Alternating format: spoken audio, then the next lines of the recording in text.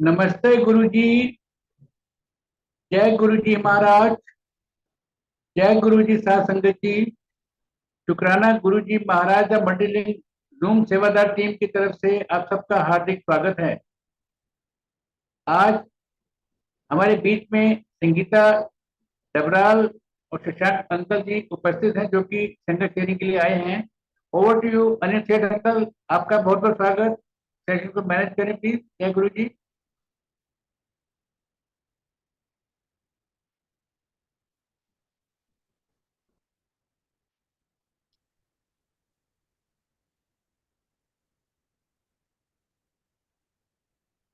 Uncle, your voice is not audible.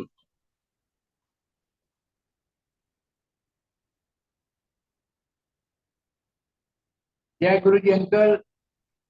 जय गुरु जी uncle, आपकी आवाज नहीं आ रही है। अंकल आप सेशन को मैनेज करें प्लीज। Over to you. जय गुरु जी। Sangeeta aunty, Shashank uncle, are you there?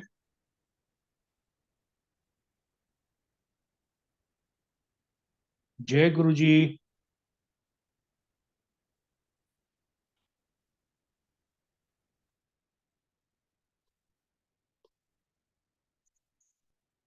जय गुरु जी। जय गुरु जी। Can you see me? Can you hear me? जय गुरु जी अंकल जी। जय गुरु जी। जय आपको गुरु जी। हमारी आवाज सुनाई दे रही है? हाँ जी, हाँ जी। It is a pleasure to see your darbar. It's a wonderful darbar behind you. बहुत बहुत शुक्राना। शुक्राना। शुक्राना गुरु जी का। शुक्राना अंकल आंटी, शुक्राना। बहुत अच्छा लग रहा है कि हम अभी जापान में बात कर रहे हैं। अच्छा, What is the time there right now, uncle? अभी 12 बज गए हैं जापान में रात के। We Okay, are 3.5 midnight. hours ahead of you. Very good, very good. So, uncle, I look forward to hearing your satsang, and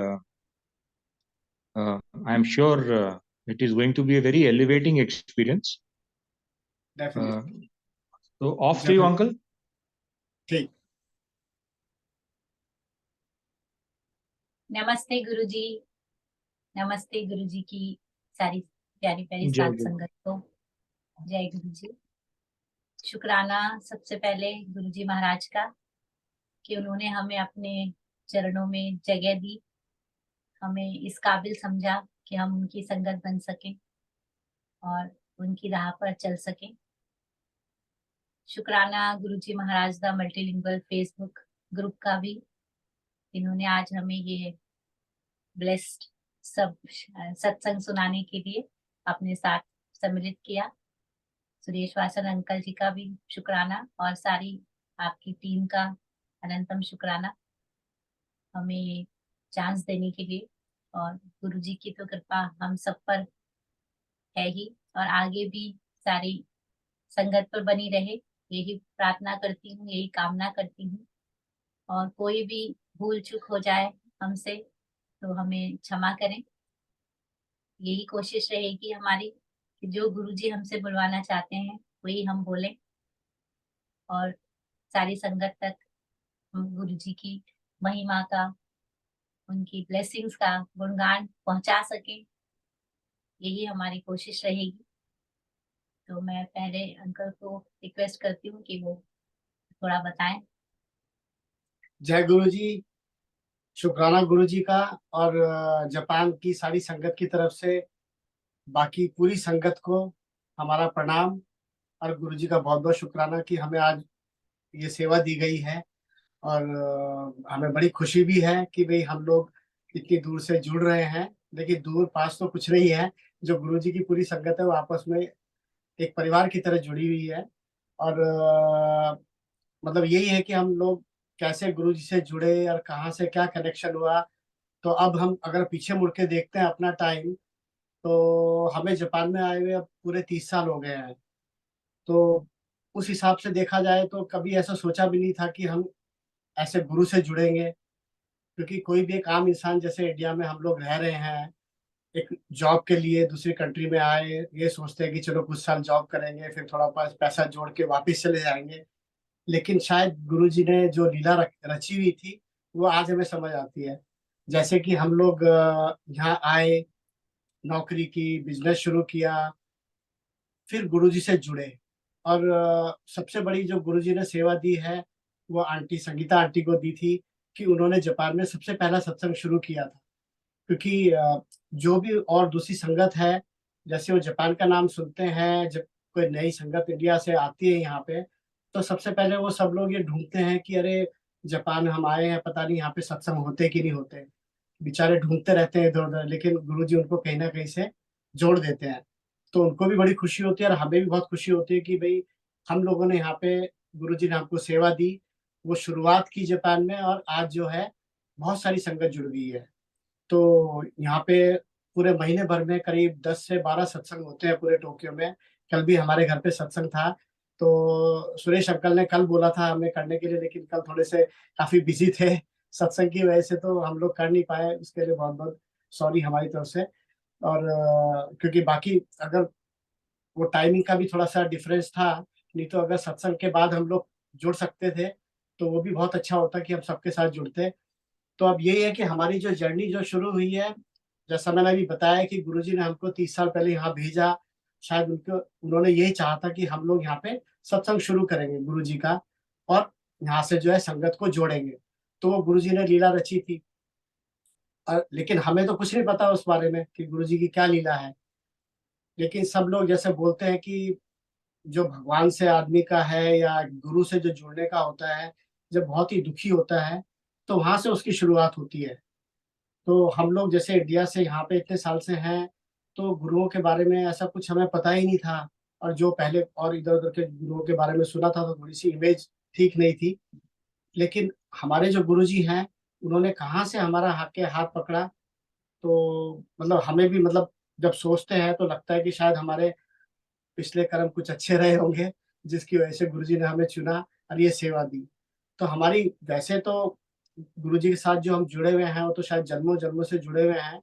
लेकिन जो Japan में आके हमारा हुआ है, वो आप सब लोगों को पता होगा कि 2011 में मार्च में यहाँ पे काफी बड़ा अर्थक्वेक आया था जापान में। और उसके बाद काफी हमारी हालत खराब हो गई थी। एक्चुअली मैं तो 2011 से पहले, क्या 1 साल पहले ही 2010 से में एक बहुत बड़ा नुकसान हुआ था मेरा फाइनेंशियली। तो काफी हम लोग टूट गए थे उससे। उसके बाद 2011 में अर्थक्वेक आया, और जो कुछ बचा कुचा था, कंपनी थी, सब कुछ बहुत खराब हो गया। मतलब बैंक्रप्सी की तरफ हम जाने लगे। बस उसी समय हमें गुरुजी ने हमारा हाथ पकड़ा। गुरुजी के बारे में हमें पता चला, बाद में आंटी बताएगी कि कैसे कहाँ से जुड़े हैं। लेकिन वो वहां से हमारी जर्नी शुरू होती है 2011 से। और वो दिन है और आज का दिन है, हम देखते हैं पीछे मुड़ के कि गुरुजी की जो कृपा है, उनका अनंतरम शुक्राना गुरुजी का, कि भाई उन्होंने हमें कितना दिया है। जो नुकसान हुआ उसको पूरा भरा गुरुजी ने, और हमारी लाइफ में जो है खुशियां खुशियां दी हैं, और हमें एक से एक प्यारी संगत से जुड़वाया है। और जो हमारे यहाँ पे गुरु जी का जो परिवार है, वो इतना अच्छा परिवार है कि आप लोग कभी चांस मिले जापान आने का, तो हम चाहते हैं कि इधर उधर से संगत आती रहती है। कभी कोई यूएस से आ रहा है, कोई न्यूजीलैंड से, कोई ऑस्ट्रेलिया से, जो वाया टोक्यो जाते हैं, तो वो जरूर यहाँ से स्टॉप ओवर करके जाते हैं कि चलो भी टोक्यो में भी सत्संग है। तो कहीं ना कहीं से उनको पता चल जाता है। तो उस हिसाब से अगर हम देखें कि हमारा जो एक गुरु का जो परिवार है, वे आज की तारीख में पूरी दुनिया में हर कोने में सत्संग हो रहे हैं। मतलब गुरुजी ने हर जगह अपनी संगत को भेजा हुआ है कि भाई अपने जो है इस गुरु परिवार को बढ़ाओ। तो हमारी भी पूरी की पूरी वही कोशिश है कि हम जितने से जितने ज्यादा संगत को जोड़ सकते हैं, उनको हम आगे जोड़ते रहें। और जैसे गुरुजी ने हमारी जिंदगी में खुशहाली दी है, हम चाहते हैं कि सबकी जिंदगी में सब ये खुशहाली हो, सब लोग अच्छा काम करें, सब लोग सुखी रहें, खुश रहें, और एक दूसरे से अच्छी तरह से मिलते जुलते रहें। क्योंकि इतनी दूर हम लोग हैं, तो एक गुरु परिवार की वजह से हम लोग यहाँ पे बहुत अच्छे से रहते हैं। तो बाकी अभी मैं बाद में और आगे सुनाऊंगा, थोड़ा सा संगीता आंटी अपना शेयर करेंगी कि कैसे इसने शुरू किया गुरु जी से जो जुड़ाव हुआ हमारा। जय गुरु। जय गुरु जी। जैसा अंकल ने अभी बताया कि 2011 में अर्थक्वेक आया था मार्च में, और उसके बाद अंकल का बिजनेस डाउन होता चला गया। नौबत यहाँ तक की आ गई थी कि अपना ऑफिस बंद करके वो घर पे ले आए थे और एक रूम को उन्होंने अपना ऑफिस बना दिया था। तो समय निकल रहा था, प्रार्थना ईश्वर से हम करते रहते थे कि प्रभु हमें दिशा दिखाइए, आगे हमारा क्या होगा, हमें कुछ समझ नहीं आ रहा, तो आप हम पर कृपा कीजिए। तो प्रार्थना तो ईश्वर से करते ही आ रहे थे हम, जितनी हमसे हो सकती थी यहाँ पर। और गढ़वाल से हैं हम लोग हैं, तो वहाँ शिव भगवान भोलेनाथ के बहुत मंदिर हैं और माता रानी जी के भी बहुत मंदिर हैं। तो बचपन से ही जो एक भोलेनाथ से जुड़ाव था, कहीं ना कहीं वो था। और born and brought up in Delhi, तो दिल्ली में हम लोग गुरुद्वारे भी जाते थे, तो बंगला साहिब से भी जुड़ाव था। तो कहीं ना कहीं गुरुबानी सुनी हुई थी बचपन में, तब उसका मतलब इतना समझ में नहीं आता था, पर कहीं ना कहीं हम उनसे जुड़े हुए थे। और ईश्वर की कृपा से और अपने माँ बाप की कृपा से ईश्वर में आस्था थी बचपन से ही। और हेमकुंड साहिब भी मुझे जाने का मौका मिला था, तो गुरुजी की कृपा कहीं ना कहीं शुरू हो चुकी थी बचपन से ही। पर इस जीवन में कह लीजिए तो वो 2011 और 7 जुलाई गुरुजी का बर्थडे, और बर्थडे के दिन मेरी जो दीदी हैं उनका भी बर्थडे होता है 7 जुलाई को। तो मैंने उनको फोन करके बधाई दी और पूछा कि भाई क्या पार्टी हो रही है, तो उन्होंने बताया कि उनको भी कुछ दिन पहले ही पता चला था, या शायद उसी दिन पता चला था कि गुरुजी का बर्थडे है। और एक और आंटी है हमारी, विमला आंटी जी, तो उन्होंने उन्हें बताया कि हम वहाँ जा रहे हैं और आज उनका बर्थडे है, वहाँ पे बहुत संगत आती है, तो आप भी चलिए। तो जब उन्होंने थोड़ा सा उन्हें बताया कि वो शिव हैं और वहाँ बहुत बड़ा शिवलिंग है और गुरु जी का मंदिर बहुत ही सुंदर है, वहाँ डिसिप्लिन में होता है सब कुछ, तो दीदी उनकी फैमिली पूरी वहाँ गई। तो हमने कहा जब आप आ जाएंगे तो हमें भी बताइएगा। तो आके उन्होंने जब बताया तो वो तो गुरुजी वाले हो गए थे सब, कि बहुत ही सुंदर गुरुजी का मंदिर है और वहां पर दरबार लगा हुआ है। फिर समाधि के बारे में बताया दीदी ने, शब्द वाणी के बारे में, जल प्रसाद, चाय प्रसाद, लंगर प्रसाद के बारे में बताया कि सब कुछ खाने से हमें जो है वो ब्लेसिंग्स मिलती हैं, वहीं पे पूरा खत्म करना होता है और अपना सीधा घर आना होता है। तो हमने कहा कि भी हम कैसे मंदिर के दर्शन कर सकते हैं, तो उन्होंने हमें वेबसाइट के बारे में बताया, जो गुरु जी के आश्रम की वेबसाइट है, उसमें 360 डिग्री गुरु जी के टेम्पल का पूरा हम दर्शन कर सकते हैं। तो जब दर्शन किए, बहुत ही सुंदर, बहुत ही आनंद लगा हमें कि ऐसा टेम्पल तो हमने आज तक नहीं देखा था। और समाधि भी पता चली हमें कि गुरु जी ने तो समाधि ले ली है 2007 में।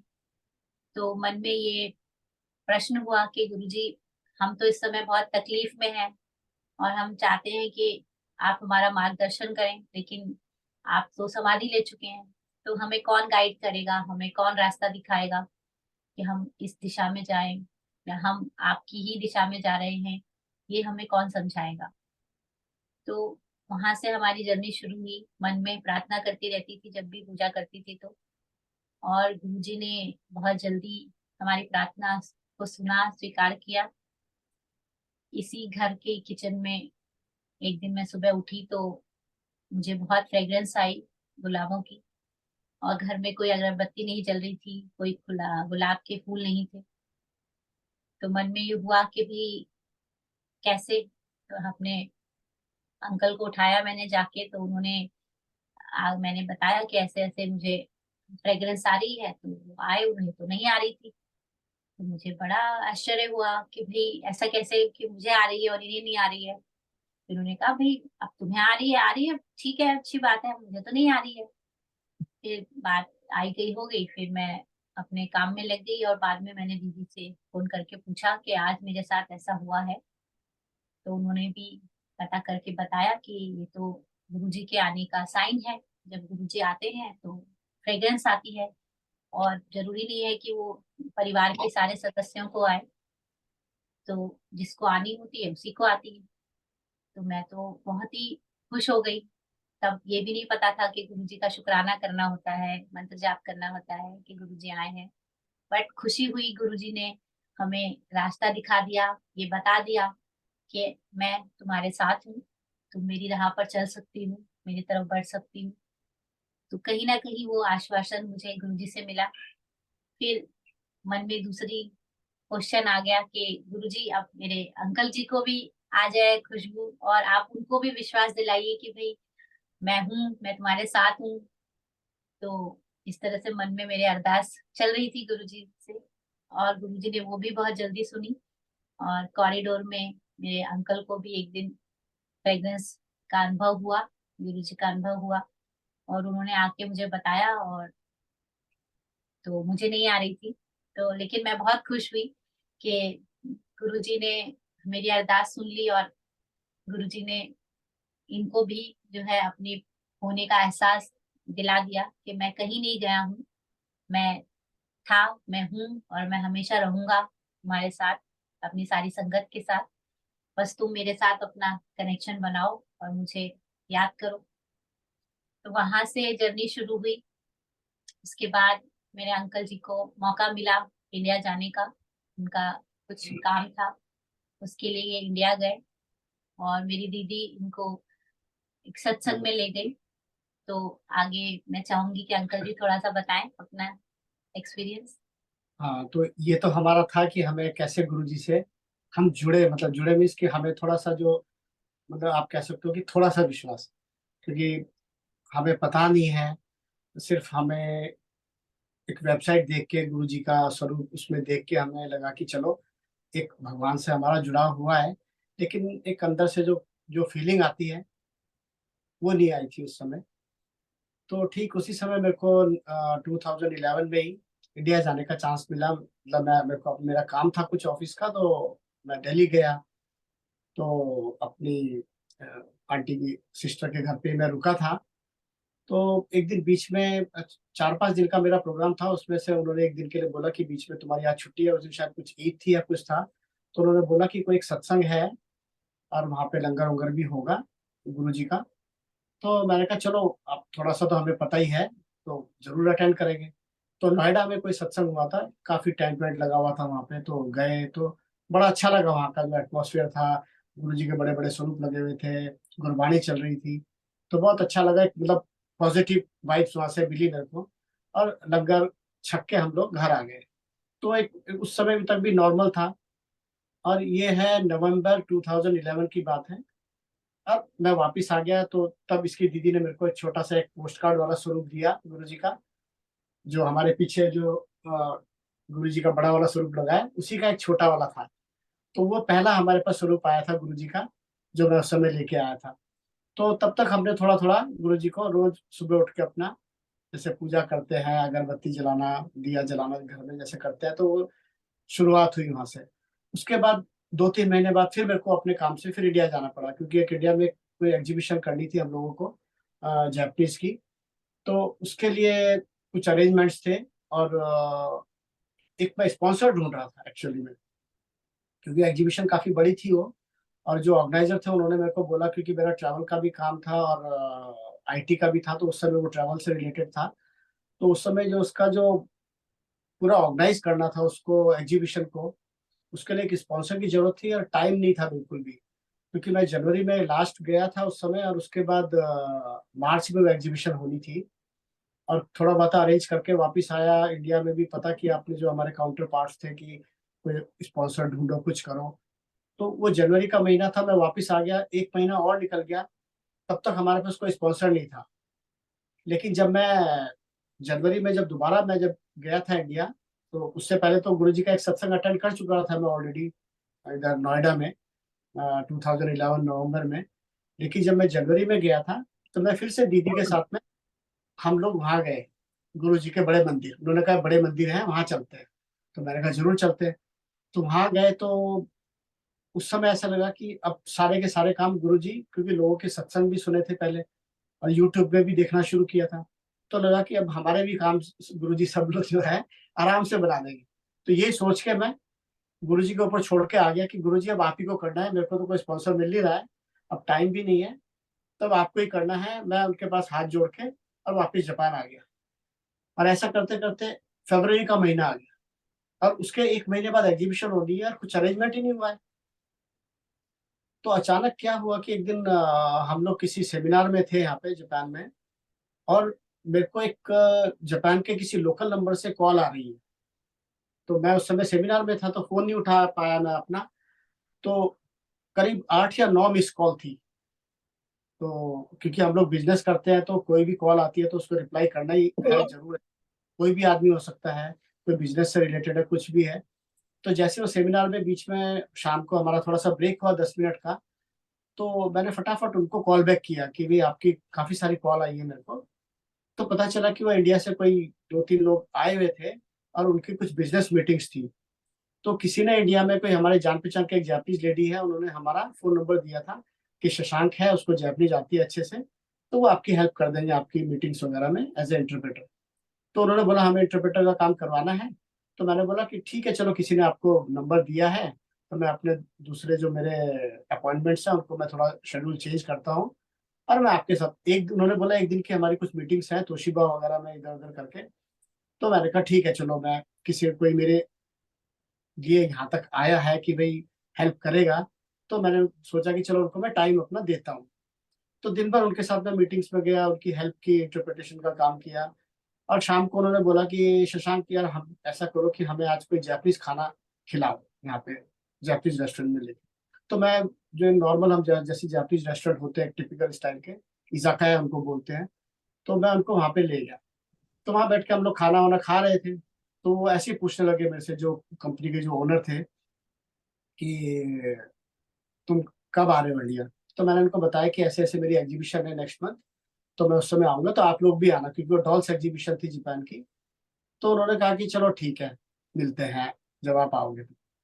लेकिन अचानक से उन्होंने एक क्वेश्चन किया मेरे से कि do you need any help. एक उन्होंने लाइन बोली, और क्योंकि मैं तो बहुत परेशान था, मेरे को कोई स्पॉन्सर मिल नहीं रहा था, तो अंदर से जो शर्म थी पूछने की या कुछ करने की, तो मैं एकदम बोल पड़ा, यस सर, मेरे को हेल्प चाहिए, मेरे को एक स्पॉन्सर चाहिए। कहता ठीक है, आप एक मेल डाल देना मेरे को, आपका काम हो जाएगा। उन्होंने पूछा नहीं कैसी हेल्प चाहिए, क्या चाहिए। मैंने उनको पूरी मेल बनाई नेक्स्ट डे और उनको भेज दी। अब वो एक दिन 2 दिन, पूरा हफ्ता निकल गया, एक पूरा वीक निकल गया, उनका कोई रिप्लाई नहीं आया। तो मेरे को लगा कि शायद ऐसे बोल दिया होगा और अपने बिजी हो गए, भाई इतनी बड़ी कंपनी के ओनर हैं, बिजनेस वाले हैं, तो बिजी होंगे। तो लेकिन उनके साथ जो 2 लोग और आए थे, तो उनको मैंने फोन किया मोबाइल पे। तो वो भी अपने पहाड़ी थे, तो उनको कॉल किया। मैंने कहा मेरे को उनसे बात करनी है, आपके जो बॉस हैं। तो उन्होंने कहा, क्योंकि उनका जो उन्होंने कार्ड दिया था उसमें उनका ऑफिस का नंबर तो था लेकिन मोबाइल नंबर नहीं था लिखा। तो मैंने उनसे उनका मोबाइल नंबर लिया, कहते वो बहुत बिजी रहते हैं, लेकिन ट्राई करके देख लो। तो ऐसे ही मैंने गुरुजी का नाम लिया और फोन मिलाया, उन्होंने उठा लिया। उसके बाद वो बोलते हैं कि अरे शशांक, क्या हुआ। मैंने कहा सर वो मेल भेजी थी। कहते हाँ वो काम चल रहा है उसके ऊपर। तो मैंने कहा मेरे को लगा कि शायद आप बिजी हैं तो मेल नहीं देखी होगी। कहते नहीं नहीं, काम चल रहा है। और आप विश्वास नहीं करेंगे, जो गुरुजी की कृपा थी, वो पूरा का पूरा स्पॉन्सर उन्होंने किया एग्जीबिशन में। मतलब एक 15-20 दिन हमारे पास बचे थे, उसमें उन्होंने पूरी तैयारी करवाई है। मेरे इंडिया जाने से पहले, एग्जीबिशन शुरू होने से पहले सारे इंतजाम उन्होंने करवाए। अब जब मैं इंडिया पहुंचा हूँ, तो एग्जीबिशन से 1 महीना 1 हफ्ता पहले मैं पहुंचा कि चलो सारे अरेंजमेंट्स चेक करता हूँ, क्योंकि हमारी एग्जीबिशन थी ये मंडी हाउस है अपना दिल्ली में, उधर ललित कला एकेडमी में थी। तो उसमें जापानीज एम्बेसी वगैरह भी इन्वॉल्व थी हमारे साथ में, और जो ये डॉल्स म्यूजियम वगैरह भी था। तो मैंने कहा सब लोगों से मिलकर सारे अरेंजमेंट चेक करता हूँ। तो वो एग्जीबिशन के सारा अरेंजमेंट हो गया है। तो जिन्होंने करवाया था सारा, एक डॉक्टर अग्रवाल थे। तो मैंने कहा चलो उनको मैं थैंक्स भी करने जाता हूँ सबसे पहले, और उनके लिए मैं छोटे मोटे गिफ्ट वगैरह लेके गया जापान से। तो उनके ऑफिस में मैं गया तो उनसे मिला, तो उनको मैंने थैंक्स बोला कि भी आपने सब कुछ इंतजाम किया। उन्होंने कहा नहीं कोई बात नहीं, हमारे लिए तो छोटी सी चीज है, उनकी पूरी एनजीओ वगैरह भी चलती है, तो उन्होंने काफी हेल्प की। तो फिर मैंने उनसे ऐसे ही बोला कि जो आपके साथ जो 2 लोग और आए थे, मेरे को उनको भी थैंक्स बोलना है, हेलो बोलना है। कहता मैं बुलाता हूँ अभी। तो हुआ क्या कि जब उन्होंने दोनों को बुलाया तो उसमें से एक मिस्टर छाबड़ा है, दिल्ली में रहते हैं। तो अब वो जब जापान आए थे तो उनसे कोई गुरुजी के बारे में कोई जिक्र नहीं, क्योंकि हम भी इतना गुरुजी से जुड़े नहीं थे, या दिन भर हम जय गुरु जी जैसे आज की तारीख में तो हम सुबह से लेकर शाम तक जय गुरु जी जो भी मिलता है, जो जान पहचान का नहीं भी है उसको भी हम जय गुरु जी बोल देते हैं, इवन जापानीज को भी हम जय गुरु जी बोल देते हैं। तो उस समय जैसे छाबड़ा जी आए थे तो उन्होंने कोई जिक्र नहीं किया गुरु जी के बारे में। लेकिन जब वहां पे वो खड़े थे तो ऐसे मेरे को बोलते हैं, अरे शशांक यार कॉल करना है जापान, तो वो एक लेडी है वो जापानीज में बोल रही है, तो तुम जरा उनसे 1 मिनट बात करोगे क्या? तो उन्होंने अपना फोन दिया, जो उनका स्मार्टफोन था, जैसे उन्होंने ऑन किया तो उसमें गुरुजी का स्वरूप था। तो मैंने कहा जय गुरुजी। वो कहते अरे, उनको लगा कि मैं जापान में रहता हूँ, मेरे को क्या पता होगा गुरुजी कौन है। तो मैंने कहा ये तो गुरुजी है। तो वो बोलने लगे आप कैसे जानते हो इनको? तो मैंने कहा नहीं हाँ, हम थोड़ा बहुत इनसे जुड़े हैं गुरुजी से। तो उस समय तो मेरे को कुछ समझ नहीं आया, मैंने उनका थैंक्स किया और मैं वापिस आ गया। बाद में आके जब मेरी एग्जीबिशन हो गई, बिल्कुल सक्सेसफुल एग्जीबिशन हुई, और उसका काफी न्यूज़पेपर वगैरह में भी आया। और उसके बाद मेरे को जब वापस मैं जापान आया हूँ तो तब मेरे को रियलाइज हुआ कि उस दिन जब मैं उनका थैंक्स करने गया था उन डॉक्टर अग्रवाल का, तो गुरुजी ने उनके छाबड़ा अंकल के जो है फोन में अपना स्वरूप दिखाया था। इसका मतलब ये था कि देख, तू मेरे ऊपर ये काम छोड़ के गया था और मैंने तेरा काम कर दिया है, ये मैंने ही करवाया है तेरा काम। तो वो सोच के जब मैंने सोचा तो मेरे रोंगटे खड़े हो गए। मैंने कहा गुरुजी आप तो बस बहुत, मतलब क्या बोले हम कुछ भी बोले हमारे लिए बहुत छोटे वर्ड है हमारी तरफ से तो, लेकिन जितना शुक्राना करें, मतलब वो दिन था और आज का दिन है कि मतलब उसके बाद तो मतलब जो एज ए फाइनेंशियल और कंपनी का जो था और खराब होने लगा। वो काम तो हो गया अच्छा, लेकिन जो अपना काम था मेरे को ऑफिस बंद करके अपने घर लेके आ गया ऑफिस को, सबको ऑफिस में स्टाफ को बोल दिया कि मेरे पास पैसे नहीं है देने के लिए, और घर से काम शुरू किया। वो है 2012 में जब मैं ऑफिस अपना घर लेके आया था। फिर गुरुजी से जुड़े धीरे धीरे। उस समय क्योंकि हालत इतनी खराब हो गई थी कि वाइफ को और बेटे को इंडिया भेजना पड़ा, क्योंकि यहाँ पे इंटरनेशनल स्कूल की फीस बहुत ज्यादा होती है, काफी खर्चे थे। तो मैंने कहा तुम लोग इंडिया जाओ। तो वो शायद वो सब कुछ गुरुजी का ही रचा हुआ था कि उन्होंने हमें ऐसी उसमें डाला कि हम लोग थोड़ा सा भगवान के ऊपर थोड़ा सा ज्यादा विश्वास करें, और उन्होंने हमारे शुरू में ही हमको रिजल्ट दिखाया, तो हम लोग एकदम से जुड़ गए उनके साथ। और फिर संगीता आंटी भी इंडिया गई, फिर इसने वहां जाके गुरुजी के बड़े मंदिर जाना शुरू किया। तो ये 2 साल इंडिया में रही उस समय, और सत्संग करने शुरू किए, सीखे कैसे करते हैं क्या करते हैं, जहां भी सत्संग होते थे वहां जाना शुरू किया। और उसके बाद फिर ये जापान वापस आए ये लोग 2 साल बाद। फिर धीरे धीरे गुरुजी की कृपा से हमारा काम धीरे धीरे ठीक होने लगा। फिर ये लोग वापस आ गए, और वहां से गुरुजी ने हमारा जो हाथ पकड़ा, फिर पीछे मुड़ने का मौका नहीं दिया। और आज गुरुजी ने कंपनी को इतने ऊपर पहुंचा दिया है कि मैं उसको बयान भी नहीं कर सकता। तो बाकी अब आंटी बताएंगी आगे कि इन्होंने कैसे वो जो है सत्संग शुरू किए जापान में, और कैसे संगत जुड़नी शुरू हुई। जय गुरु जी। जैसे अभी अंकल ने बताया कि मैं 2015 में मई में वापस आ गई थी, और इंडिया में ही मैंने सोच लिया था, जिस घर रेंट में हम घर पे रहते थे वहां पे हम वहां पर भी सत्संग करते थे, और दीदी के घर और अड़ोस पड़ोस में जहाँ भी सत्संग होते थे हम जाते थे। उसी बीच डुगरी भी जाने का गुरुजी ने सौभाग्य दिया, और महासमाधि दिवस के 1 साल पहले हम महासमाधि दिवस के दिन गुरुजी के डुगरी मंदिर गए थे परिवार के साथ। तो वापस वही मैंने सोच लिया था कि जब मैं जापान वापस आऊंगी तो यहाँ आकर अपने घर में गुरुजी का सत्संग करूंगी, शुक्राना करूंगी उनका अपनी एनिवर्सरी के दिन। तो वो होती है 16 मई, तो 2015। पर कुछ ऐसा हुआ कि आने के बाद एक घर में फैमिली में ही एक जवान बच्चे की डेथ हो गई थी। तो मैं सब कुछ भूल गई थी, क्योंकि उससे हम मिलकर ही आए थे, एक शादी अटेंड करके आए थे हम लोग। तो मेरा बेटा भी काफी अटैच हो गया था, और वापस आए तो वो न्यूज मिली, तो मैं सब कुछ भूल गई। और अंकल कहने लगे कि भाई एनिवर्सरी पर क्या करना है, तो मैंने बोला कि मुझे कुछ समझ नहीं आ रहा है, अभी बाद में बात करते हैं। और मैं टेबल पर ऐसे बैठ गई और सोचने लगी। तो गुरुजी ने अचानक से मुझे याद दिलाया कि सत्संग करना था।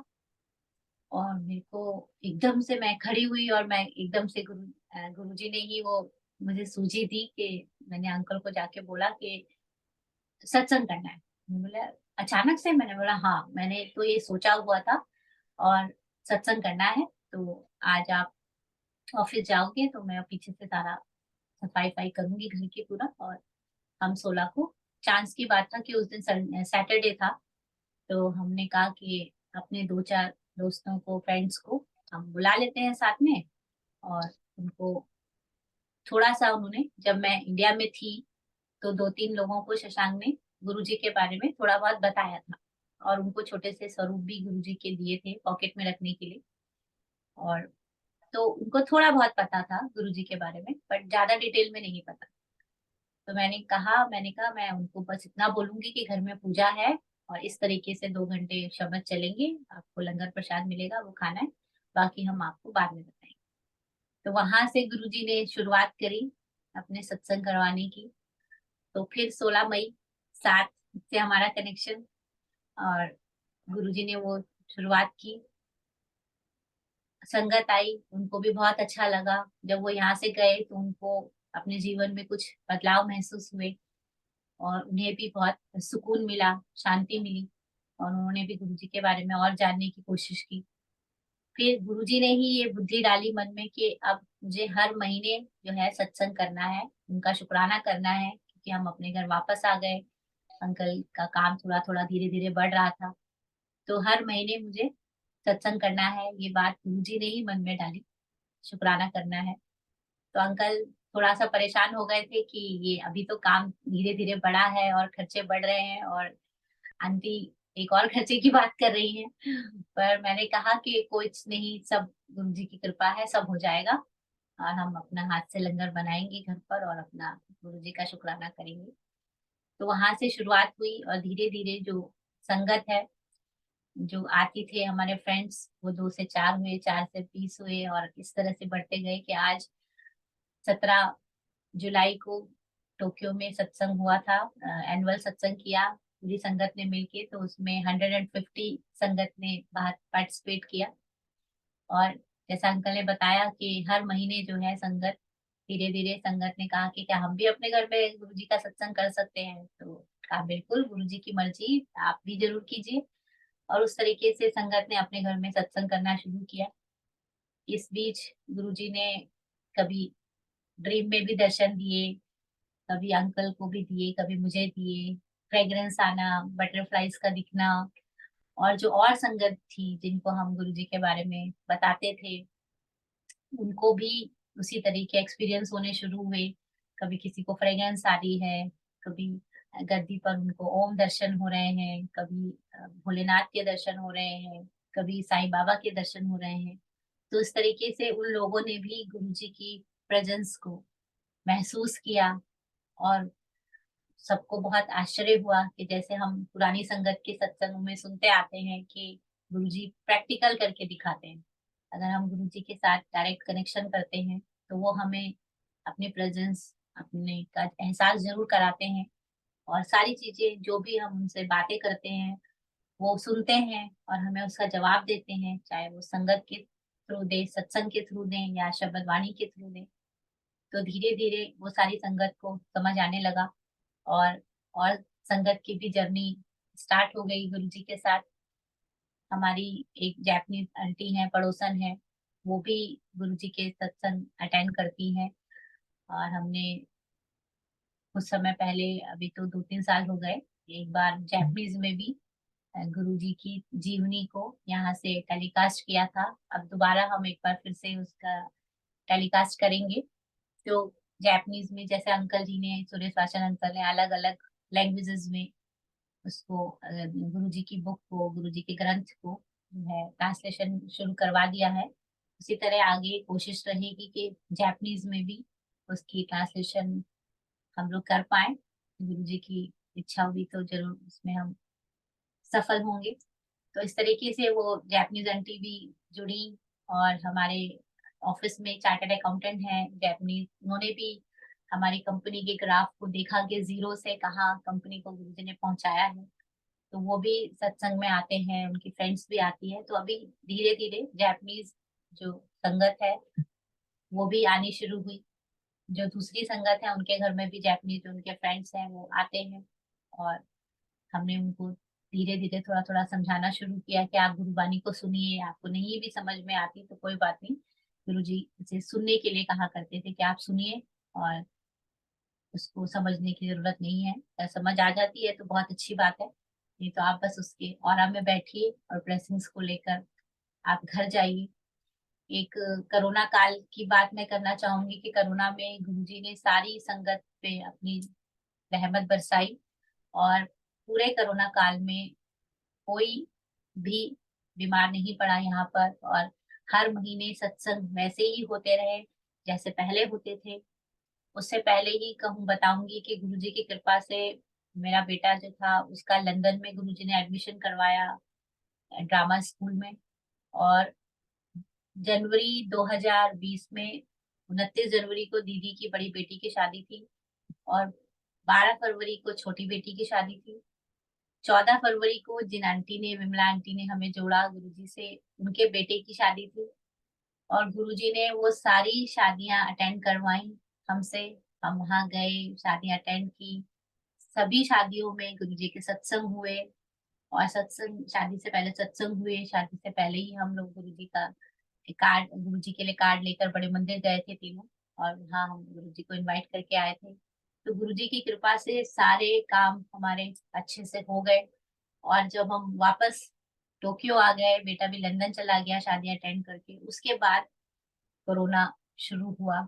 और सब आप जानते ही हैं कि उस समय कितने ही लोगों को परेशानी का सामना करना पड़ा, शादियां कैंसिल करनी पड़ी, या बहुत कम लोगों के साथ शादी करनी पड़ी।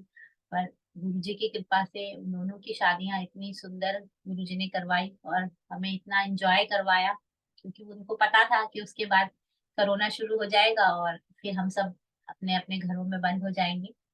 तो गुरुजी ने इतनी कृपा की, और आज दीदी की जो बड़ी बेटी है उसके को गुरुजी ने बेटा दिया, छोटी को भी बेटा दिया, तो आज बड़ी वाली के बेटे का सेकंड बर्थडे है।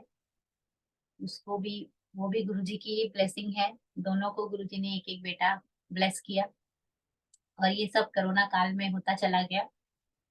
फिर धीरे धीरे यहाँ पे भी जो संगत बढ़ रही है, वो मैंने उसके बारे में आपको बताया।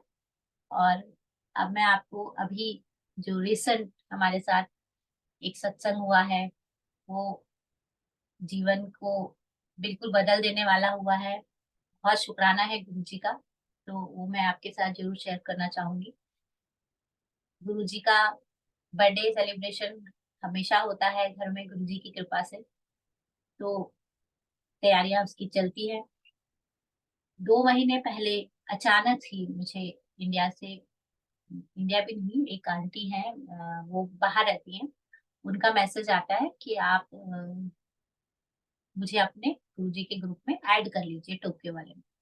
तो पहले मुझे लगा कि क्यों ऐड होना चाहती हैं, फिर मुझे लगा ठीक है चलो कोई बात नहीं, इन्फॉर्मेशन चाहती होंगी तो मैंने ऐड कर लिया। फिर जब वो ऐड हो गई तब उन्होंने मुझे बाद में बताया कि शशांक जो है वो आपके हस्बैंड का नाम है। मैंने कहा, हाँ, क्योंकि उन्होंने उसमें देखा कि लिस्ट में शशांक का नाम है और वो जय गुरु जी सुबह शाम करते हैं। तब उन्होंने बताया कि भाई एक आंटी हैं जो इंडिया में रहती हैं, और उनके पास गुरुजी का कोई मैसेज है आपके लिए, तो मैं आपका नंबर उनको दे दूं। मैं बहुत सरप्राइज भी हो गई और खुश भी हो गई कि गुरुजी का कोई मैसेज है। तो मैंने कहा हाँ दीजिए, आप प्लीज दे दीजिए, और हम उनका वेट करने लगे। 1 हफ्ते के बाद उन आंटी का फोन आता है और हमारी उनसे बात होती है। तो हम को वो बताती हैं कि जब वो मेडिटेशन करती हैं तो मेडिटेशन करने में उनको गुरुजी कुछ कुछ आज्ञा देते रहते हैं, उन्हें गुरुजी की आवाज सुनाई देती है। तो जब वो मेडिटेशन कर रही थी तो गुरुजी ने उन्हें कहा कि आपको टोक्यो में सत्संग करना। अब आंटी जी को कुछ नहीं पता कि टोक्यो में, जापान में सत्संग होते हैं, यहाँ पे संगत है, उन्हें उसके बारे में कुछ भी नहीं पता। तो वो बहुत हैरान हुई, तो उन्होंने सोचा शायद मेरा वहम है और मैंने गलत सुन लिया।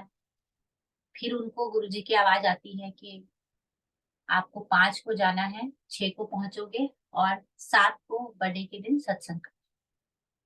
अब वो आंटी और हैरान हो गई कि उनके जो अंकल हैं वो बड़े मंदिर में जाकर सेवा करते हैं, वो तो दिल्ली से बाहर नहीं जाते हैं, और गुरुजी टोक्यो से बाहर जाने की बात कर रहे हैं।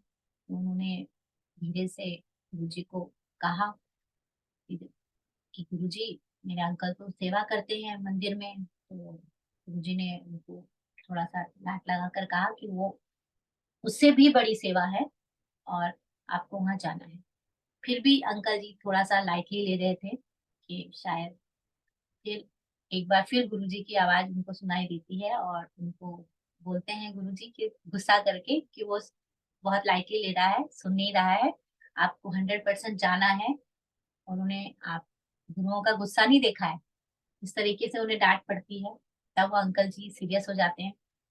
फिर अब उनके दिमाग में ये आता है कि गुरुजी टोक्यो में कहाँ, वे टोक्यो तो बहुत बड़ा है, शहर है। तो गुरुजी ने शशांक अंकल का नाम देके कि शशांक के घर में सत्संग कर। तो जब उन्हें शशांक नाम पता चला, तब उन्होंने वो जो अमेरिका वाली आंटी थी उनके जान पहचान की, उनसे पूछा था कि भाई टोक्यो में कोई संगत है क्या है, तो उन्हें मेरे बारे में पता था।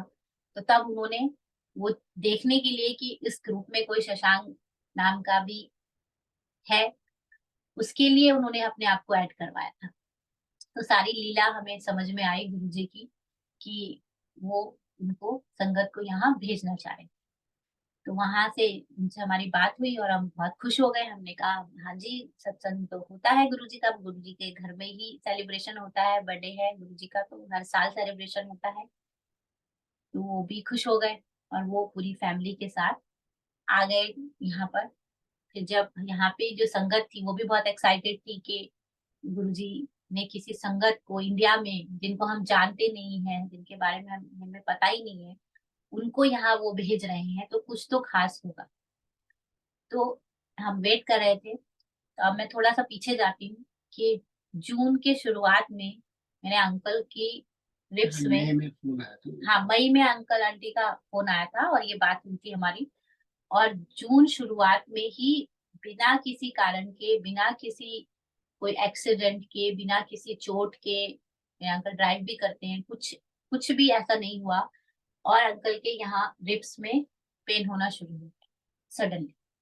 और 1-2 दिन इन्होंने थोड़ा ऑइंटमेंट लगाया और देखा कि ये तो ठीक नहीं हो रहा। तीसरे दिन काफी तेज होने लगा, सोना मुश्किल हो गया, बैठना मुश्किल हो गया। तो मैंने कहा अभी हम सीधा डॉक्टर के पास चलते हैं और उन्हें दिखाते हैं, कंसल्ट करते हैं कि भाई क्यों हो रहा है पेन, ऐसा तो कुछ हुआ ही नहीं। तो जब ये डॉक्टर के पास गए और एक्सरे कराया तो एक्सरे में भी कुछ नहीं आया। तो हमने उन्हें बोला कि आप हमें बड़े हॉस्पिटल के लिए रिकमेंड कर दीजिए। तो एक यहाँ पे रिंकाई हॉस्पिटल है, वहां के लिए उन्होंने उसी दिन सेम डे ही रिकमेंड करा। और हम वहां गए, वहां के डॉक्टर को सारा सिचुएशन बताई कि ऐसे पेन हो रहा है, तो लेकिन एक्सरे में तो कुछ आया नहीं है। तो उन्होंने चेक किया और उन्होंने सीटी किया अंकल का। तो उनको थोड़ा सा डाउट हुआ कि शायद हल्का सा हेयर लाइन फ्रैक्चर है। और आप जैसे यहाँ पे टैबलेट्स देते हैं पेन किलर, और क्योंकि ये तो ऐसी जगह है यहाँ पे प्लास्टर तो हो नहीं सकता रिप्स वगैरह में, तो आप पेन किलर लीजिए और बैंडेड टाइप की होती है वो दे दीजिए, दे दिया। और एक बैंड लगाने के लिए कि ज्यादा दर्द हो तो आप इसको लगाकर काम कीजिए अपना, और नेक्स्ट वीक हमें फिर दिखा दीजिएगा। तो हम वापस आ गए और एक वीक में अंकल के ठीक होने की बजाय वो पेन और बढ़ता ही जा रहा था और समझ नहीं आ रहा था कि क्यों हो रहा है। फिर हम दोबारा जब गए तो वहाँ जो डॉक्टर था, उन्होंने एक बड़ी अजीब बात कही। उन्होंने कहा, मैंने अपनी सीनियर डॉक्टर को ये सिटी दिखाया था और उन्होंने कहा है कि ये तो हेयरलाइन फ्रैक्चर नहीं है, ये तो ऐसी हल्की सी बस शेडो है और आपको गलतफहमी हो गई है। और क्या रीजन है इस पेन का वो हमें क्लियर नहीं है। तो आप जाइए और दर्द हो तो पेन किलर खा लीजिएगा, नहीं तो ये नेचुरली हील होगा आपका।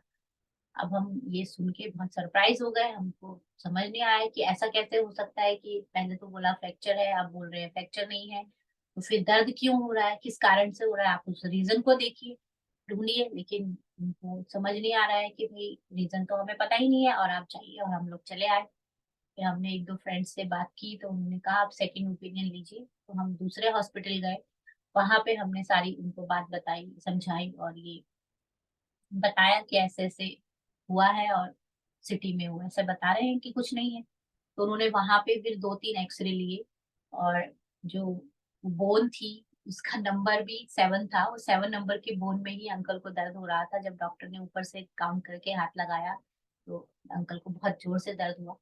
तो वो 7 नंबर ही बोन थी। तो उन्होंने कहा कि ये तो फ्रैक्चर ही लग रहा है और कई बार ऐसा होता है कि जगह ऐसी होती है जो कि सिटी में या एक्सरे में नहीं क्लियरली आ पाता है, लेकिन जिस तरह से आपको पेन हो रहा है ये फ्रैक्चर ही है और ये धीरे धीरे आपका हील हो जाएगा।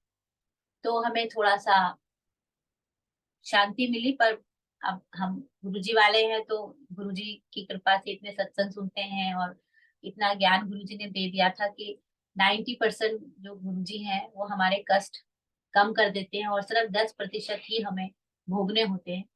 तो हम यही सोच रहे थे कि गुरुजी शायद कुछ होने वाला था जो आपने टाल दिया है और सिर्फ 10% में ही हमारी हाय हाय निकल रही है। हम ठीक से सो नहीं पा रहे, उठ नहीं पा रहे हैं और परेशान हो रहे हैं।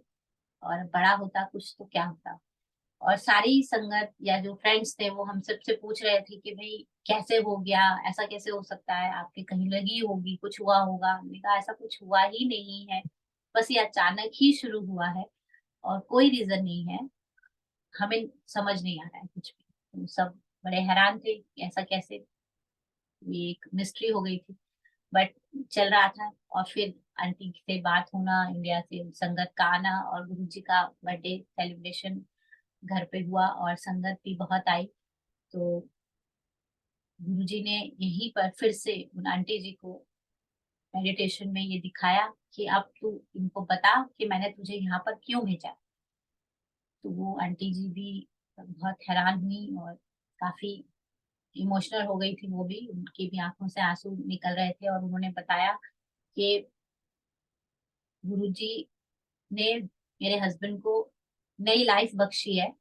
उनका बहुत बड़ा एक्सीडेंट होने वाला था जो जिसमें उनकी सारी की सारी रिब्स डैमेज हो जाती और उनकी जान को भी खतरा था। तो वो गुरुजी ने उनको नई लाइफ बख्शी है। क्या बोले हम, हमें समझ नहीं आया। सारी संगत जो थी उसकी आंखों में आंसू थे। हम सब बहुत इमोशनल हो गए थे और हमें समझ नहीं आ रहा था हम कैसे गुरुजी का शुक्राना करें कि उन्होंने इतना बड़ा कष्ट हमारा जो था वो काट दिया। और बहुत छोटा सा कष्ट देके हमें वो समझा रहे थे कि देखो मैं तुम्हारे साथ हूँ। और उसके लिए उन्होंने ये सारी लीला रची कि उस संगत को स्पेशली इंडिया से भेजा, उन्हें यहाँ पर उन्हें पूरा हुक्म दिया कि तुम जाओ और वहाँ पे सत्संग करो और अपने सत्संग भी शेयर करो और हमारे जो सत्संग है वो सुनो, टोके की संगत के सत्संग सुनो। और जो इतनी बड़ी ब्लेसिंग्स जो हमारी फैमिली पर गुरुजी ने की है, कृपा करी है, उसका तो हम सांस सांस सांस सांस भी शुक्राना करें तो कम है। इस जीवन में तो हम दे ही नहीं सकते गुरुजी का।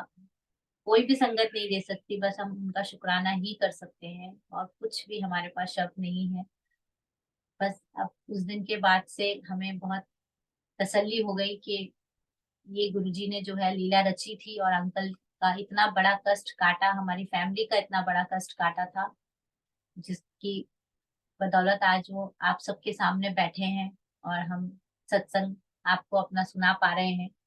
तो उस दिन के बाद से तो यही चल रहा है कि हम जो भी संगत मिलती है, चाहे वो बाहर की हो चाहे यहाँ की हो संगत, हम सबके साथ अपनी जर्नी को, अपनी इस कृपा को, इस ब्लेसिंग्स को शेयर कर रहे हैं। और गुरुजी ने इतनी बड़ी कृपा हम पर की है कि हम बता ही नहीं सकते। शब्द ही नहीं है हमारे पास शुक्राना करने की।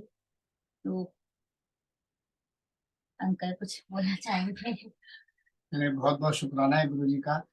और गुरु जी का क्या, पूरी संगत हमारी जो है, मतलब कहाँ से गुरु जी ने उनको भेजा, जिनको हम जानते नहीं है। मतलब वो अपनी पूरी फैमिली को लेके इधर आए, इतना खर्चा करके आए। मतलब एक छोट मतलब कोई एक आम आदमी सुनेगा तो उसके लिए तो बहुत अजीब सा लगेगा उसको।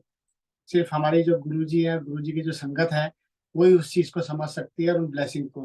क्योंकि आज तक हमने भी दूसरे लोगों के सत्संग, उनकी प्रॉब्लम्स बहुत हमने सत्संग सुने हैं, लेकिन अपने साथ ऐसा हुआ तो उसका तो हम गुरुजी का जितना भी शुक्राना करें कम है। मतलब उसके बाद से तो हमारा ये हो गया कि बस गुरुजी गुरुजी गुरुजी, सुबह शाम गुरुजी।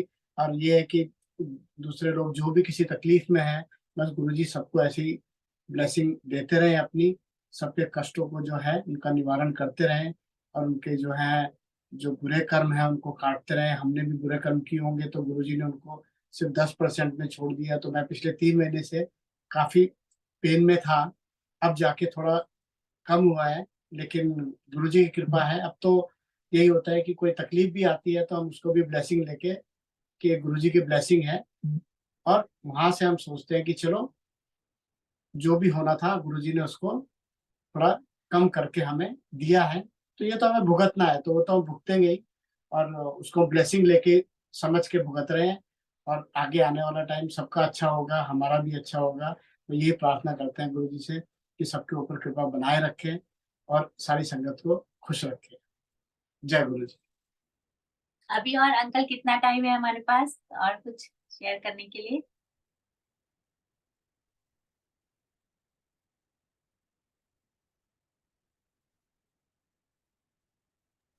हेलो, जय गुरु जी। जय गुरु जी अंकल।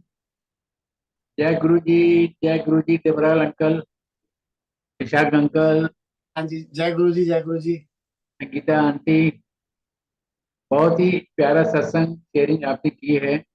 जब संगीता जी पिछले लास्ट वीक दिल्ली में थी तो इनसे मैंने वही कहा था कि जो शशांक जी का सत्संग है उनको जरूर रिक्वेस्ट करनी है कि खुद सुनाएंगे। तो बहुत अच्छा लगा कि पूरी संगत ने भी सुना आपका सत्संग। गुरु जी की लीला अपरंपार है। और मल्टीलिंगुअल टीम की तरफ से आपसे प्रार्थना है कि आने वाले दिनों में कुछ बुक्स की ट्रांसलेशन की सेवा आपको मिलने जा रही है। तो मैं फिर वो आपसे फिर डिस्कस करूंगा। जय गुरु जी। Over to you Anil uncle. जय गुरु जी। जय गुरु जी। बहुत बहुत शुक्राना सबका।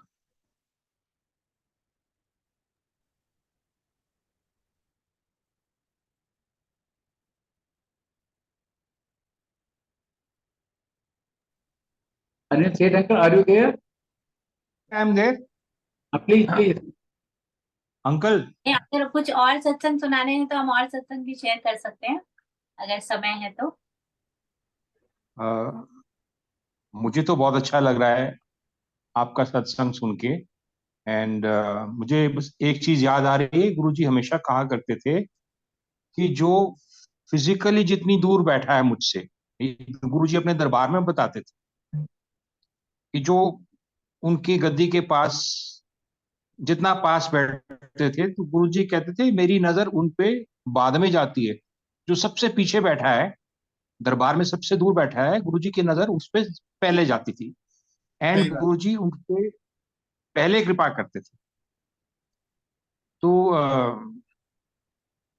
Now that you are in Japan and we are in India, I can understand कि आपकी गुरुजी के साथ कोई फिजिकल मुलाकात नहीं हुई। बट देखो, तो गुरुजी का गुरुजी के बारे में एक चीज समझना बड़ा जरूरी है कि हम ना गुरुजी के इसी स्वरूप को, इसी रूप को गुरुजी मान रहे हैं। हम ये भूल जाते हैं कि सारे नाम उनके हैं, सारे रूप उनके हैं। ये रूप तो वो लेके आए हमारे पास, यू नो, समय समय से आते जा रहे हैं। सही ये बात। उनका कोई पहला रूप नहीं है और लास्ट भी नहीं है। गुरुजी ने ये भी बोला कि मैं जब अगली बार भी आऊंगा तो भी मैं एक महापुरुष अवतार रूप में ही आऊंगा। तो जब सारे रूप उनके हैं, सारे नाम उनके हैं, ये तो हमारी खुशकिस्मती है कि हमने उनको जागृत अवस्था में एक शारीरिक रूप में देखा, जाना, पहचाना, हाँ जी। टच किया, बात करी और मार्गदर्शन प्राप्त किया। He is a very very loving adoring गुरुजी। वो तो हम रोज महसूस करते हैं गुरु जी का। बिल्कुल। और हम तो उनको एक्चुअली टेक्निकली देखा जाए ना, हम उनको कुछ दे नहीं सकते। हाँ, हम हम तो तो बस सिर्फ लेना ही जानते हैं। लेते ही रहते हैं। उनको हम क्या दे पाएंगे? You just love him with all your heart. गुरु जी कहते थे मेरे साथ डायरेक्ट कनेक्शन बनाओ, और ये डायरेक्ट कनेक्शन कुछ नहीं है। आप उनके स्वरूप के सामने बैठो, you share your life with him, you share your concerns with him, you involve him in every part of your life. You know, he is the unseen uh, presence in your home. हम स्वरूप ही देखते हैं ना, लेकिन हाँ जी। अगर स्वरूप नहीं तो इसका मतलब ये तो नहीं कि गुरु जी नहीं है। नहीं नहीं, वो तो हमारे लिए तो सोचने में हमेशा आए, साक्षात है ना? He is साक्षात the रूप में unseen guest, unseen boss of the home, unseen lord of the home. He is always there. बिन बोलियां सब कुछ जानते हैं। इनको तो आपको अरदास करने की भी जरूरत नहीं है। सही बात। ये जो डायरेक्ट कनेक्शन भी है ना, this is basically to develop some kind of a bond with him, some सही kind बात। of a relationship with him. हाँ You जी। share your lifestyle with him, you share your life with him. He's always there. He's मतलब आपकी पलक झपकने से पहले ही वो पहुंच जाएंगे वहां पे। आप सही बात। इमेजिन नहीं कर सकते। I've experienced that with him, and it is wonderful to know him, that wonderful to know that he's there by our side with us all the time, whether good times or bad times, happy times or sad times, he's always there. And even if you're going through a bad time, be rest assured that the bad time will just fly off, touch करके निकल जाएगा बस, कुछ हाँ, बाल बस भी वो बांका नहीं होता। So कुछ that हमें is जो Guruji. Love him, adore him, and that's it. We can do nothing actually. सही बस बात। यही चाहते हैं वो। और गुरबानी सुनो, उनके ब्लेस्ड शब्द सुनो, उनका लंगर खाओ, उनको अपने जीवन में शामिल करो, and life will be bliss. सही। ठीक है अंकल, बहुत अच्छा लगा। ठीक है, बहुत शुक्राना एंड गुरु जी का, सारी संगत का शुक्राना। गुरु जी आपको बहुत आशीष दें, बहुत खुशियां देंगे, बहुत आराम देंगे, बहुत प्यार देंगे। हमारी ये अरदास है गुरु जी से। सबको, सबके गुरु जी सबको खुशियां दे, जय गुरु सबको जी अंकल, जय गुरु सुखी जी रखे। आंटी।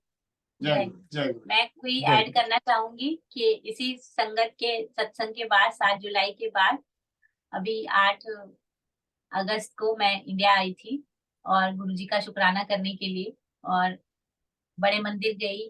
वहां जाकर गुरुजी के दर्शन किए, बहुत आनंद आया, उनका शुक्राना किया अपनी फैमिली के साथ। अंकल नहीं जा पाए थे पर मैं गई थी, बट गर्मी बहुत थी तो मुझे भी थोड़े हेल्थ इश्यू हो गए थे, तो वासन अंकल से मैं नहीं मिल पाई। उसका मुझे बहुत अफसोस रहेगा, लेकिन नेक्स्ट अपनी जर्नी में हम जरूर मिलेंगे। और गुरुजी के जो संगत जापान आई थी उनके यहाँ पे भी जाके सत्संग अटेंड किया, वहां भी अपना सत्संग सुनाया। फरीदाबाद में गुरुजी ने सत्संग अटेंड कराया। इस बीच मेरे इंडिया जाने से पहले एक मिस्टर मखीजा हैं, वो भी गुरुजी की पुरानी संगत हैं, और वो न्यूयॉर्क से वापस आ रहे थे। तो एक दिन के लिए वो टोक्यो में रुके और उन्होंने यहाँ सत्संग अटेंड किया, अपने संगत सुनाए, अपने सत्संग सुनाए हमको। वो भी गुरुजी की बहुत प्यारी ब्लेस संगत है, गुरुजी के दर्शन उन्होंने किए हैं, तो उन्होंने सारे अपने एक्सपीरियंस यहाँ पे हमारे साथ शेयर किए। और जब मैं इंडिया गई थी तो उनके यहाँ पर भी मैंने 29 को सत्संग अटेंड किया गुरुजी की कृपा से, और वहां पर भी सारी संगत को गुरुजी का ये जो अभी रिसेंट हमारे साथ ब्लेसिंग्स हुई है गुरुजी की, वो सारा मैंने सुनाया, अपना शेयर किया, गुरुजी का शुक्राना किया। और इसी जर्नी में मुझे एम्पायर स्टेट जाने का मौका मिला। मैं जब भी इंडिया जाती थी या जब भी इंडिया में रहे तो हम एम्पायर स्टेट नहीं जा पाए किसी कारणवश, और हमेशा बड़े मंदिर चले जाते थे, तो डुगरी भी 2-3 बार चले गए, बट एम्पायर स्टेट नहीं जा पाई थी। तो इस जर्नी में मुझे एम्पायर स्टेट गुरुजी ने बुलाया और इतना निहाल किया उन्होंने, वहां पे दर्शन कराए, बहुत ही सुंदर। अब पुराना समय याद आ गया। एक थाली में 4 लोगों ने, 4 संगत ने ग्रहण किया लंगर प्रसाद बहुत समय के बाद, तो मैंने वो इंजॉय किया बहुत ज्यादा। ब्लेसिंग गुरुजी ने इतनी दी, इतना निहाल करा, मैं बता नहीं सकती। गुरुजी, वहाँ सुधा आंटी भी मिली मुझे, और रघुराय अंकल जी भी, जिन्होंने हमें ये गुरुजी के प्यारे प्यारे स्वरूप दिए हैं, जिन्होंने खींचे हैं गुरुजी की आज्ञा से, और हम सबके घरों में गुरुजी राज करते हैं। तो वो उनसे मिलने का मौका मिला। एक और पुरानी संगत है, सिमता आंटी हैं, पांडे अंकल जी हैं, उनको भी हमने यहाँ से एनिवर्सरी पर उनकी विश किया था जापानीज में। वो भी बहुत ही प्यारी संगत है, वो भी मुझे वहां पर मिले। तो इतना आनंद आया, और सबसे बड़ी ब्लेसिंग्स जो गुरुजी ने दी, वो उनका जो रूम है वहां पर, उसमें मुझे एंट्री मिली, और मैं वहां पर बैठकर उनका शुक्राना कर पाई। इतना आनंद आया मुझे, इतना आनंद आया, मैं बता नहीं सकती। गुरुजी ने इतने लाड से मुझे वहां पे अपने पास बिठाया और निहाल कर दिया कि तू इतनी दूर से आई है, तो चल यहाँ तू मेरे पास बैठ जा। और मैं वहां बैठ गई, और मैं भूल गई सब कुछ भूल गई। और मैं गुरुजी से यही अरदास कर रही थी कि गुरुजी, मुझे बाहर नहीं जाना है मुझे कुछ समय यहाँ पर आपके साथ बैठना है, और वो मुझे बुलाने ना आए आंटी जी बाहर से, मुझे यही बैठे रहने दीजिए। और वहां बैठी, और इतना आनंद आया, इतना आनंद आया गुरुजी के एक एक चीज को मैं, जो उनका बेड है, उनका सोफा है, उनके सारे चोले वहां पे अलमारी में लगे हुए थे, वो सब मुझे देखने का मौका मिला। और बहुत ही आनंद गुरुजी ने इस जर्नी में दिया मुझे। इतने सत्संग करवाए, और लंगर प्रसाद भी खिलाया तो और वापस आते समय काफी सारी संगत ने जो है गुरुजी के स्वरूप और पेंडेंट वगैरह, हमारी जो टोक्यो संगत है उसके लिए भी दिए। तो वो भी शुक्राना है गुरुजी की सारी संगत का। सारी संगत बहुत ही प्यारी है, बहुत ही ब्लेस्ड है। और पुरानी संगत से मिलकर, उनके एक्सपीरियंस सुनकर, तो हम सातवें आसमान पर होते हैं, और हम उसी समय को इमेजिन करते हैं कि हम वहीं पर बैठे हैं और ये सब चीजें हमारे सामने हो रही हैं। तो पुरानी संगत से जब हम मिलते हैं, और वो यहाँ आकर, घर पे आके, उन्होंने गुरुजी के घर पे आकर हमसे अपने सत्संग शेयर किए, तो वो तो हम समझा ही नहीं सकते, शब्द ही नहीं है हमारे। और आपका जो ये गुरुजी महाराज दा मल्टीलिंगुअल प्लेटफॉर्म है, इसमें भी हम पुरानी संगत के सत्संग सुनते रहते हैं, और उनसे हमें बहुत गाइडेंस मिलती है। कई बार हम डायरेक्ट सुन लेते हैं, क्योंकि मैंने बताया हम लोग 3.5 घंटे आगे हैं, तो टाइम बहुत ज्यादा हो जाता है, तो हम नेक्स्ट डे वीडियो देखते हैं या रिकॉर्डिंग सुनते हैं। बट हमें बहुत ही आनंद आता है, और अंकल जी को और सारी टीम का बहुत बहुत धन्यवाद। आप इसी तरह पुरानी संगत के सत्संग हमारे समक्ष लाते रहिए, और हम उनका आनंद लेते रहेंगे। बाकी जो टोक्यो संगत है, उससे जो भी सेवा हो पाएगी मल्टीलिंगुअल अपने फेसबुक ग्रुप के लिए, वो हम सब अंकल आपके साथ हैं। और जो भी हमसे हो पाएगा, हम जो भी गुरुजी हमसे करवाएंगे, जो भी आज्ञा देंगे, हम वो जरूर करेंगे। ओवर टू शुक्राना, अंकल। शुक्राना गुरुजी महाराज दा, अनंतम अनंतम, बारंबार शुक्राना। संगत जी, अब हम सब गुरुजी महाराज से आज्ञा लेंगे। जरूर। जय शुक्राना।